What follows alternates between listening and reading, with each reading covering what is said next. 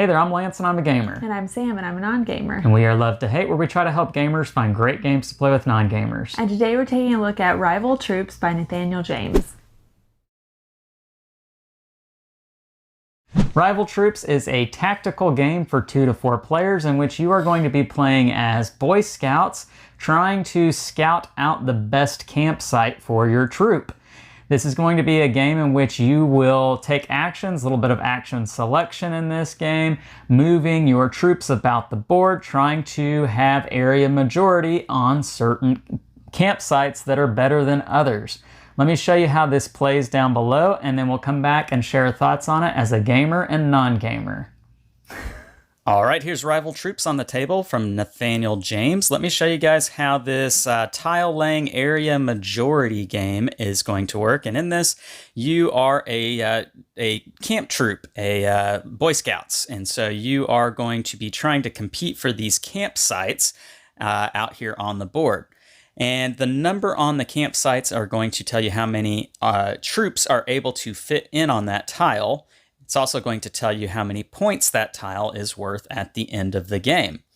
Now, this is the setup for every game that you play. You will have this same arrangement. The colors on the corners may change, but you will always have the 10 in the center, followed by the 7s around it, and campfires in the corners.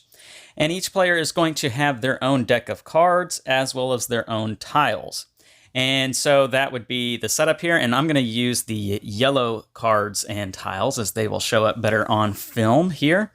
And what you will do with your cards, you're going to shuffle your cards up and you will draw the top 3 off of your deck.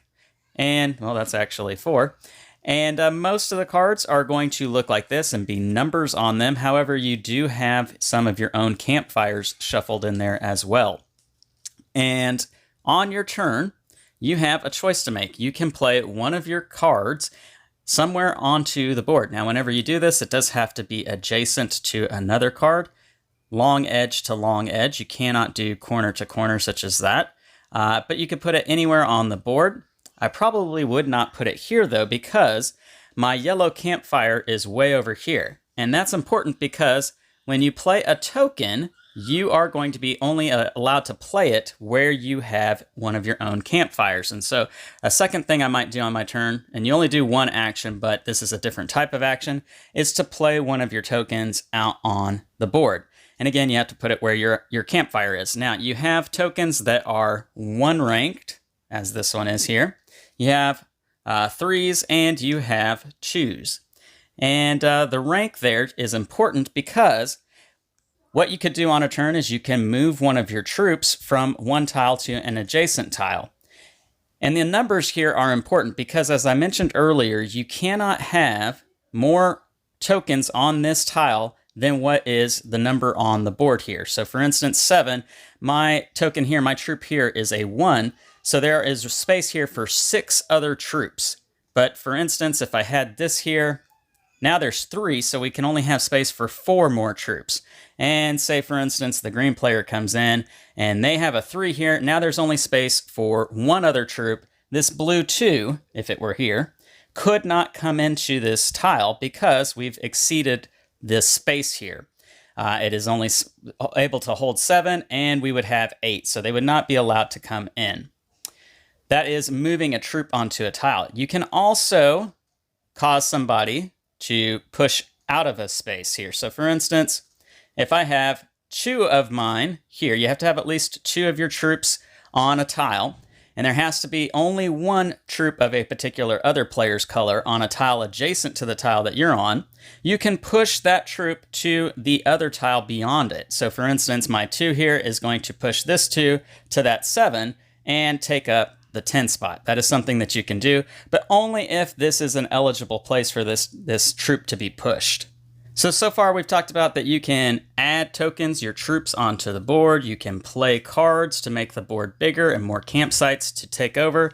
But ultimately what you are trying to do in this game is you are trying to secure these campsites for the points that they have. And one way that you do that, the main way you do that, is you flip over your token. This is your action for the turn. And you claim that to be where you are putting your tent. And so I flip over my token here, and you can see that it doubles the number on it. 2s will become 4s. And that's important because that number is what makes up how much can fit on this tile. So for instance, there was a 2, which meant that we had space here for 8 more troops, but now it becomes a 4, and we have space only for 6 more troops. And that 4 will count towards me claiming this tile here. Blue could come in later on and put their token there, and now there's only space for 2 more troops, which means I could move this 1 in here and flip it over on another turn, and now this tile is completely full. And how the in-game scoring for these tiles is going to work, it's not going to matter what the numbers are on any of the tiles, it's just going to matter who has the most tiles. So my 2 yellow ones would beat out the 1 blue here, and I would earn this tile for 10 points at the end of the game, and blue would get nothing. Now, if it happened to be a tie, something like that for instance, then no one would get this tile, and 10 points would go to waste. So you really only want to put your tents where you think you can actually win the tiles, because they will be wasted if you end up tied or you lose out on them.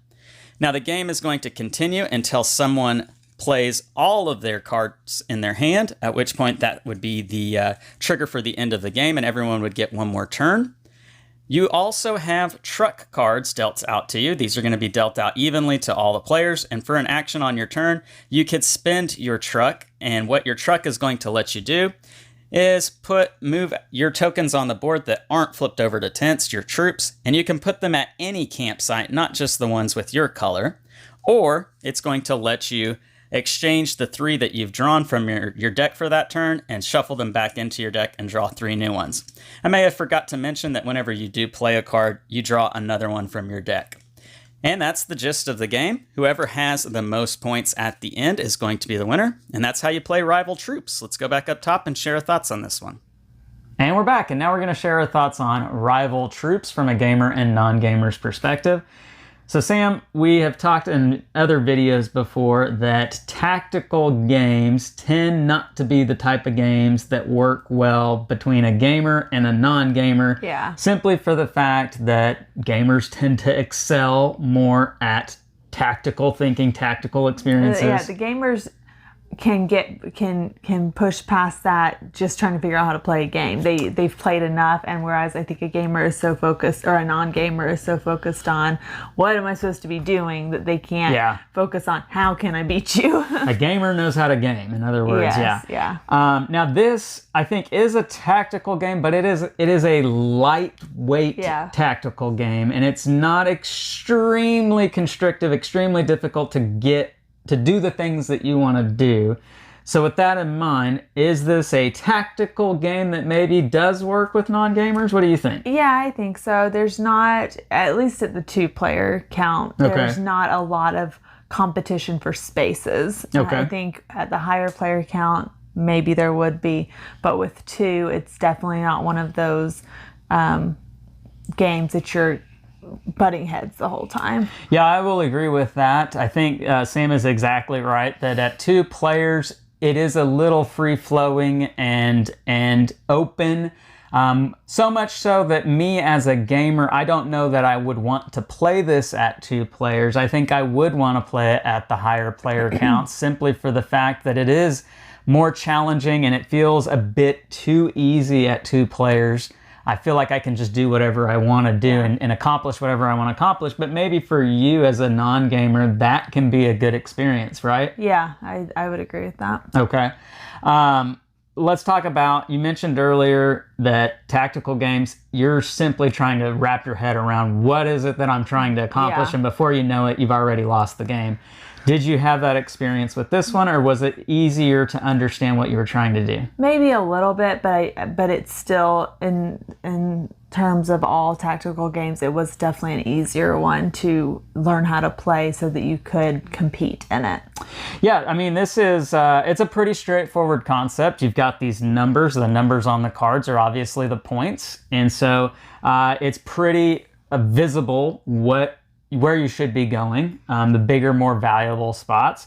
And you have your troops. They have numbers on them. That's visible. I think this is a very visible game. Now, that being the case, it's not the prettiest game by any means. It is the Game Crafter, and so this is a game that Nathaniel's trying to get out in the market, and so I'll cut some slack there for the visual aspect of it, but it at least gives you visual ideas of what you're supposed to be doing with your pieces and where you should be going, moving them to certain directions. And I do think that there is some intrigue in the mechanics and being able to block off other players and secure sites by turning them into tents. I think there's some good choices there wrapped up in that. And like we've been saying, I think it's fairly straightforward, easy enough that a lot of casual non-gamers could grasp that pretty easily. So, all right, let's get into pros and cons for this one. Sam, what were the things that you enjoyed about Rival Troops? I mean, it was easy to understand. Like you said, it's pretty visually clear what you're supposed to do, where you're supposed to go. Easy setup, easy to explain, and it's pretty quick as well. Yeah, the box says 30 to 45 minutes, and I would imagine that the 45 minutes is probably for the higher 4-player count. Our 2-player games may not even have gone 30 minutes, quite honestly. I think they were pretty quick. So you're right. Yeah, it is definitely a quick, easy breezy kind of game. Turns are really snappy. I feel like you're making an action selection choice, and then boom, it's the next person's go. So turns move quickly. What maybe doesn't work for you? I just felt like I was kind of waiting for it to get more exciting. And it just kind of plateaued. You know what you're supposed to do, and you move your pieces, but it doesn't really get past that initial phase. Gotcha. Again, mostly maybe because you're only playing with 2 people, maybe with 4, there is going to be more competition for spaces, but I just felt like it didn't get past that initial play. Yeah, I think it's a bit of a one-trick pony in the sense that you're really just trying to secure these numbers, and there are a little few things you can do here and there to make that happen. You can lay down a new campsite to give yourself a quicker path to that 10 spot. Or you can use a truck to maybe move a troop closer to the 10 spot. I mean, you can do a little things here or there, but for the most part, it's a one-trick idea. Move this guy, get it there, have more guys there than anybody else. That's really what you're doing in this game. So I do get what you're saying there. It's a bit of a more mellow experience. There's not a whole lot of highs to go with it. All right, scale of 1 to 10, love to hate. Where does Rival Troops come in for you? I thought it was fine. I think it has a place for certain non-gamers, especially very new non-gamers to games. But it's just not something that I was super interested in, so I'd give it probably a 6.1. Okay. Yep. I think I was right there with you, Sam. I was going to say 6.2 on this one. I think it's a pretty lightweight intro into area control, which is really kind of what I think is the best thing going for it. And is that I feel like it's a kind of game that I can introduce you to the concept of area control gaming. And I've said in some other videos, that's not really my cup of tea, not something that I really enjoy. But I know there's a lot of gamers out there that really do love area control kind of games. And I think this would be the one that you could kind of get out and play with a casual gamer, a non-gamer, maybe your child, a teenager or whoever, who's not really played a whole lot of area control kind of games. And you can teach them that concept and really help break them into that field. So I think it does have a place. It's going to depend upon where you're at in your gaming and what you would like to try to use this game for. So that is Rival Troops. Our thoughts on it. It is from Nathaniel James. It is on the Game Crafter. We'll try to include a link down below in the description for you to check it out. Leave some comments down below. Let us know what you think about this game. Make sure to like and subscribe and push that bell button so you get notifications of all our new content. I'm Lance. I'm Sam. And we are Love to Hate, where we try to bridge the gap between gamers and non-gamers. We'll catch you next time.